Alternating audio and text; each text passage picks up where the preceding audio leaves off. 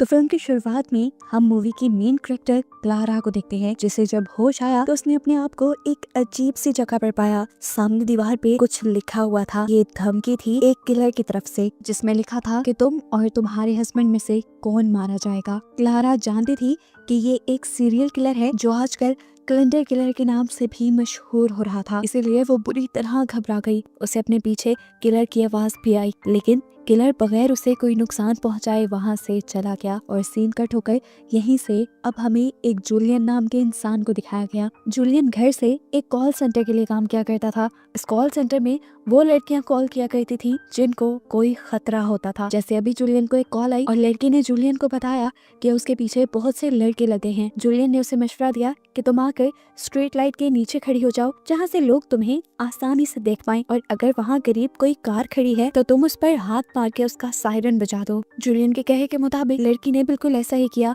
और कार का सायरन बजते ही वो सारे लड़के वहाँ से भाग गए, क्योंकि वो जानते थे कि अब यहाँ पर रहने वाले लोग घरों से बाहर निकल आएंगे। और ऐसे इस लड़की की जान उनसे बच गई। कॉल को बंद करते ही जूलियन टीवी ऑन करता है, जहाँ पे हम देखते हैं कि कैलेंडर किलर के बारे में ही न्यूज चल रही थी, लेकिन वो उस पर ज्यादा ध्यान नहीं देता क्योंकि उसे अब दूसरी कॉल रिसीव हो चुकी थी। ये कॉल थी क्लारा की, जिसे हमने फिल्म की शुरुआत में देखा है। जूलियन क्लारा से पूछता है कि मैं तुम्हारी क्या मदद कर सकता हूँ। तो जवाब में क्लारा कहती है, तुम मेरी कोई मदद नहीं कर सकते क्योंकि मैं खुद ही मरना चाहती हूँ। मेरे पीछे कैलेंडर किलर भी पड़ा हुआ है, जिसने मुझे मेरे रूम से किडनैप करके एक अनजान जगह ले जाकर मेरे सामने आए बगैर मुझे या मेरे हस्बैंड को मारने की धमकी भी दी है, और वो इस बात का यकीन कर ही नहीं रहा। कॉल के दौरान ही क्लारा की बात सुनते हुए जूलियन अपने घर और अपनी बेटी को भी चेक करता है, जबकि यहीं से सीन कट होकर हमें एक अनजान बूढ़े आदमी को दिखाया जाता है, जिसके हाथ में कैलेंडर किलर की धमकियों की पिक्चर है, और ये भी लग रहा है कि शायद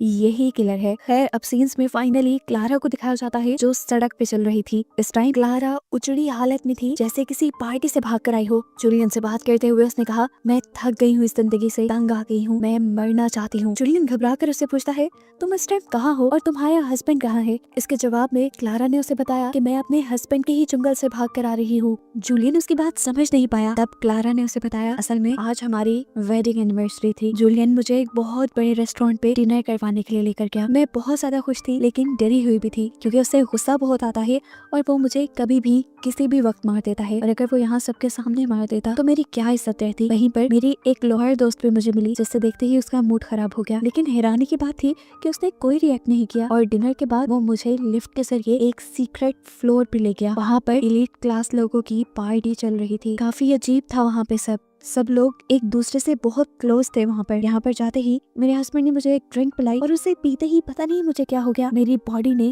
काम करना बंद कर दिया। मैं पैरालाइज हो गई, और मेरी ऐसी हालत का मेरे ही हस्बैंड ने अपने सारे दोस्तों के साथ मिलकर मजाक उड़ाया, और फिर मुझे एक टेबल के साथ बांध दिया जबरदस्ती, और मुझे सब ने मिलकर अब्यूज किया।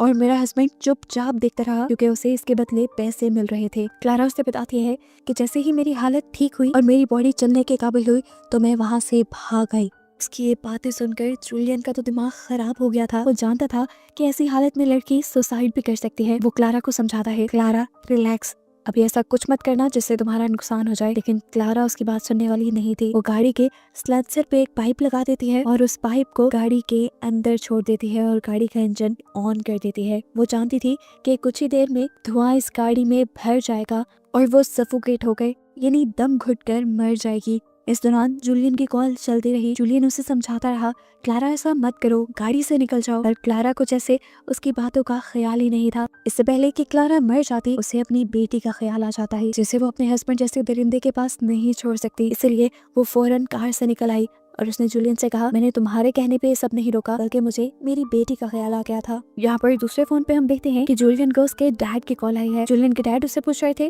कि तुम कहाँ पर हो। जूलियन उसे बताता है, मैं घर पर काम कर रहा हूँ, लेकिन मुझे आपकी एक मदद चाहिए। उसके डैड उसकी मदद करने को तैयार हो जाते हैं। जूलियन असल में इस टाइम क्लारा की हालत देखना चाहता था। वो अपने डैड से कहता है, डैड प्लीज मैं एक एड्रेस सेंड कर रहा हूँ, वहाँ जाकर आप देखें वो लड़की सेफ है या नहीं। जूलियन के डैड मान जाते हैं और क्लारा के घर की तरफ सफर शुरू कर देते हैं और देखने को मिलता है कि जूलियन के डैड वही आदमी है जिनके पास हमने कैलेंडर किलर वाली पिक्चर देखी थी। क्लारा भी इस टाइम अपने घर आ गई। घर आने के बाद उसने दोबारा जूलियन को कॉल की और जूलियन ने उससे पूछा कि आखिर आप लोग इतना जुल्म क्यों सहते हो। क्लारा ने बताया क्योंकि हम फाइनेंशियली इंडिपेंडेंट नहीं होते, हमारे फाइनेंसेस मर्द पूरे करते हैं और उनको लगता है कि इसके बदले वो कुछ भी कर सकते हैं और हमें ये जुल्म इसलिए सहने पड़ते हैं क्योंकि हमें अपने बच्चों के साथ रहना होता है। अगर हम इनसे अलग हुए तो उनकी फाइनेंशियल कंडीशन अच्छी है, वो हमारे बच्चे भी रख लेंगे और हम केस भी नहीं कर पाएंगे। यहाँ जूलियन भी उससे अपनी एक स्टोरी शेयर करता है कि उसकी वाइफ जिसकी दिमागी हालत ठीक नहीं थी उसने अपना हाथ काट लिया था, लेकिन जब वो बिल्कुल मरने के करीब थी तब उसे होश आया।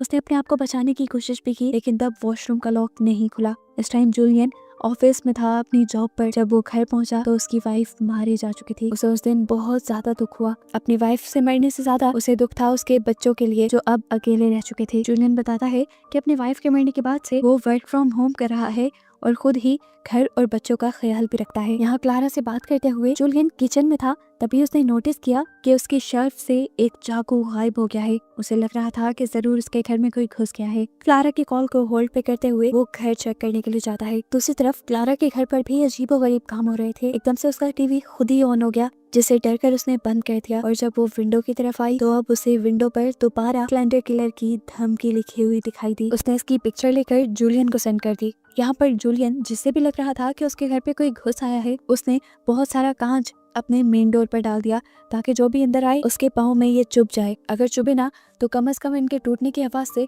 उसे पता चल जाए कि कोई उसके घर के अंदर आ रहा है। यहाँ हम देखते हैं कि जूलियन के डैड भी क्लारा के घर पहुंच गए थे। क्लारा ने उसे देख लिया और क्लारा को लगा कि यही जरूर किलर है, जिससे डरकर वो छुप गई। क्लारा के डैड जब घर के अंदर गए तो उसे कोई नहीं मिला और उसने जूलियन को कॉल करके बता दिया कि लड़की घर पे नहीं है और यहाँ पे सब कुछ ठीक है। ये कहते ही वो तो निकल गए, लेकिन मौका पाते ही क्लारा भी जंगल की तरफ भागने लगी। जूलियन भी लगातार क्लारा से बात कर रहा था, लेकिन जब क्लारा जंगल के अंदर भाग गई तो सारे सिग्नल्स ड्रॉप हो गए और जूलियन से उसकी बात होना भी बंद हो गई। यहाँ भागते भागते क्लारा का पाँव स्लिप हो जाता है और वो रोल होते हुए सड़क पे जा गिरती है। किस्मत से वहाँ से एक कार गुजर रही थी और कार ड्राइवर ने उसे नोटिस करके उसकी मदद की और उसे उठाकर अपनी कार में ले आया। क्लारा उसके हुलिये को देखकर डर गई।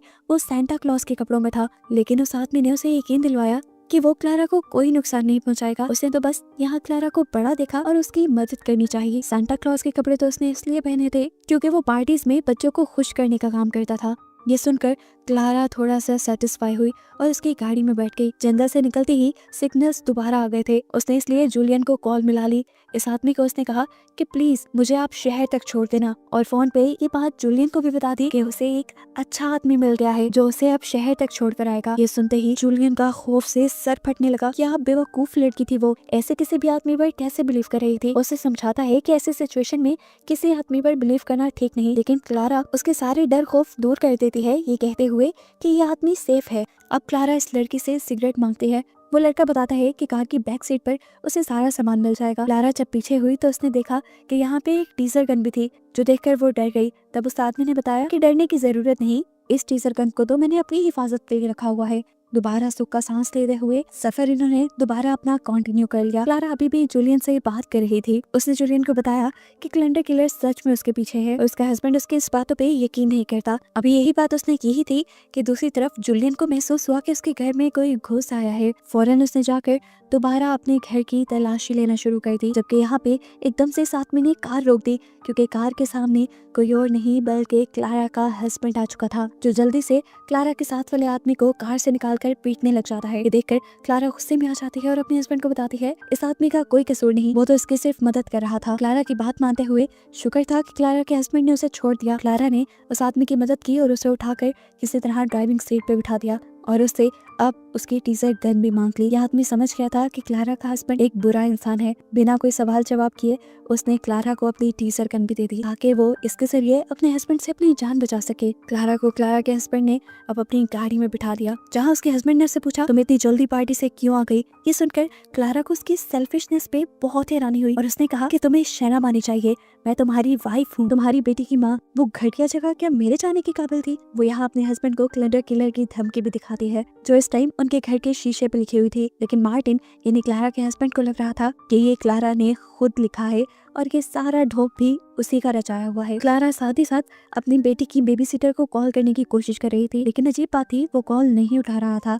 पता नहीं घर पे सारा माहौल कैसा था। अब गुस्से में आकर क्लारा अपने हस्बैंड से कह ही देती है कि तुम आज आखिर मुझे छोड़ ही दो। उसकी ये बात सुनते ही उसके हस्बैंड ने उसे थप्पड़ मारा और बालों से पकड़ते हुए से कहा, अगर तुमने मुझे छोड़ा तो तुम्हारे हाल की जिम्मेदार भी तुम खुद ही होगी। जूलियन के घर पे हम देखते हैं कि जूलियन को अभी भी यही फील हो रहा था कि उसके घर में कोई घुस आया है। इन्वेस्टिगेशन करते करते दोबारा जब वो मेन डोर तक आया तो जो कांच जो ट्रैप उसने उस घुसपैठिए के लिए बनाया था वो उसी के पाँव में चुप गया। लेकिन खैर अब वो आगे बढ़ा, दोबारा अपनी बेटी के रूम में गया जहाँ उसकी बेटी सुकून से सोई हुई थी, लेकिन उसकी अलमारी में अब उसे वो चाकू मिल गया जो किचन से गायब था। यानी साफ बात थी वो यहाँ पे जरूर आया था जिसने किचन से चाकू उठाया और कोई बुरी हरकत करने के लिए वो क्लोसेट में छुप गया। और जैसे ही उसे पता चला कि जूलियन को उसके घर में घुसने के बारे में पता चल गया है तो वो चाकू छोड़कर यहाँ से भागने की कोशिश में लग गया। जूलियन अब बड़ी ही एहतियात से दूसरे रूम को चेक करने के लिए जाता है जहाँ पे जाते ही एक आदमी ने उसके ऊपर हमला कर दिया, लेकिन जूलियन इस सब के लिए तैयार था। उसने अपने आप को इस हमले से बचाते हुए ही अपने हाथ में पकड़े हुए चाकू से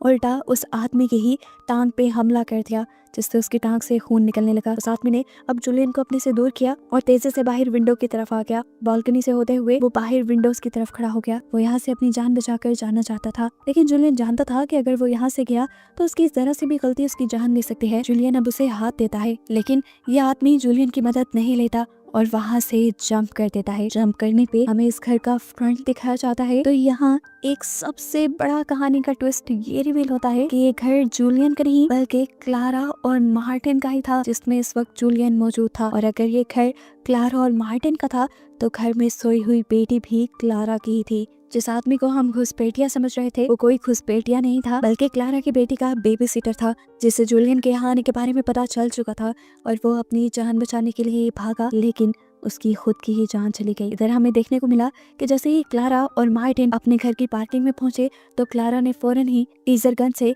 मार्टिन के ऊपर हमला कर दिया।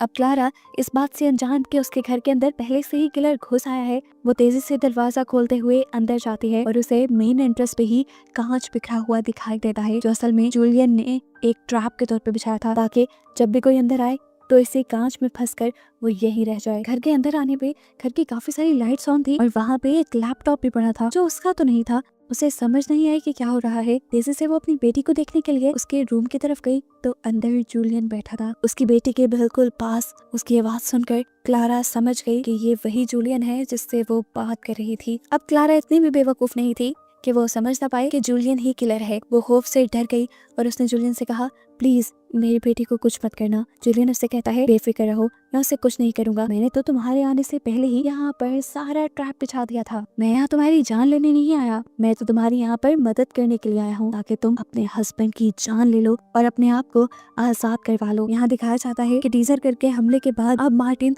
दोबारा ठीक तरह होश में आया था। उसने अपनी पास पड़ी चीज से अपनी गाड़ी का कांच तोड़ा और गाड़ी अनलॉक करते हुए बाहर निकल आया। जैसे ही वो घर के अंदर गया तो उसे जूलियन नजर आ गया। वो जूलियन पे हमला करने ही वाला था कि उससे पहले ही जूलियन ने उसके ऊपर हमला कर दिया और सीन कट होकर अब दोबारा हमें जूलियन के डैड को दिखाया गया जो इसी घर के आसपास घूम रहे थे। उन्होंने यहाँ पर जब क्लारा की बेटी के बेबी सिटर की लाश देखी तो वो समझ गए कि जरूर उसका बेटा ही इधर है और वही यहाँ पर सबको कत्ल कर रहा है। और ये बात उसे ऐसे पता चली कि जब वो अपने बेटे के घर गया तो उसे वहाँ पर कैलेंडर किलर की बहुत सारी पिक्चर्स दिखाई दी, वही धमकियों वाली पिक्चर्स जो रोज न्यूज में भी आ रही थी। इन सारी पिक्चर्स का उसके बेटे के पास होना ये साबित कर रहा था कि उसका बेटा ही सीरियल किलर है। सीन कट होकर हमें दोबारा जूलियन, मार्टिन और क्लारा को दिखाया जाता है जहाँ पर जूलियन ने इन दोनों को बांध के रखा हुआ है। वो क्लारा को समझा रहा है, तुम क्यों इतना घबरा रही हो, तुम्हारी तो मैं मदद कर रहा हूँ, तुम बस इसे मार दो और अपनी जिंदगी आसान कर लो। यहाँ पर जूलियन उसे वजह बताता है कि आखिर वो ये सीरियल किलिंग्स क्यों कर रहा है। असल में वो भी मार्टिन की तरह एक बहुत ही बुरा और जालिम हस्बैंड था, अपनी बीवी पे बहुत जुल्म किया करता था और फिर एक दिन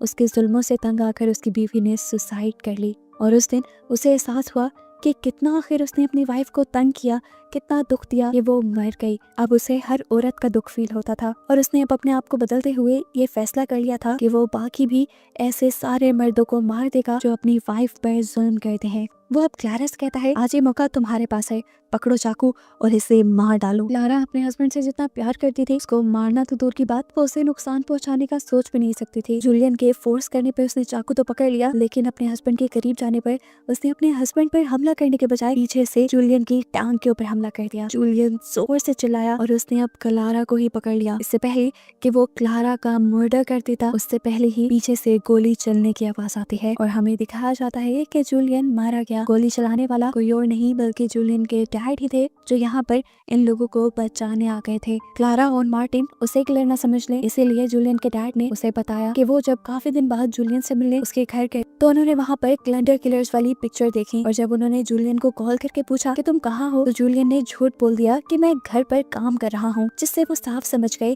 कि जूलियन अपने ही ऐसे एक और शिकार की तरफ बढ़ गया है। जूलियन को ट्रेस करते हुए आखिर वो यहाँ तक पहुँच ही गए और उन्होंने 2 मर्डर और होने से बचा लिए। फाइनली अब इनकी जान बच चुकी थी। क्लारा ने जाकर सबसे पहले अपनी बेटी को गले लगाया जो बिल्कुल सेफ थी। सीन कट होकर अब हमें कुछ दिनों बाद का सीन दिखाया जाता है। हमें पता चलता है कि मार्टिन यानी क्लारा का हस्बैंड एक बहुत बड़ी पोस्ट पे है। वो एक पॉलिटिशियन है, सभी उसे अच्छा समझकर वोट करते हैं। जब वो प्रेस कॉन्फ्रेंस कर रहा था तभी मौका पाकर क्लारा ने वहाँ पर एक ऑडियो चला दी। इस ऑडियो में साफ पता चल रहा था कि मार्टिन अपनी वाइफ को मारता भी था और उससे अब्यूज भी करता था। ये देखते ही उसका असली चेहरा सबके सामने आ गया और एक दिन में ही उसका सारा करियर तबाह हो गया। फाइनली क्लारा ने भी हिम्मत करके उससे अपना बदला ले ही लिया था। क्लारा की जो लॉयर दोस्त थी वो अब उसका केस लड़ रही थी, जिसमें वो मार्टिन से डाइवोर्स और साथ ही साथ उससे अपनी सारी लीगल नीड्स की डिमांड करती है। आखिर क्लारा ये केस जीत भी गई और ऐसे फाइनली उसकी इस टॉक्सिक हस्बैंड से जान छूट गई। मूवी के एंड पे दिखाया गया कि क्लारा अपनी बेटी के साथ एक हैप्पी लाइफ गुजारती है और यही दिखाते हुए ये कहानी यहाँ खत्म हो जाती है।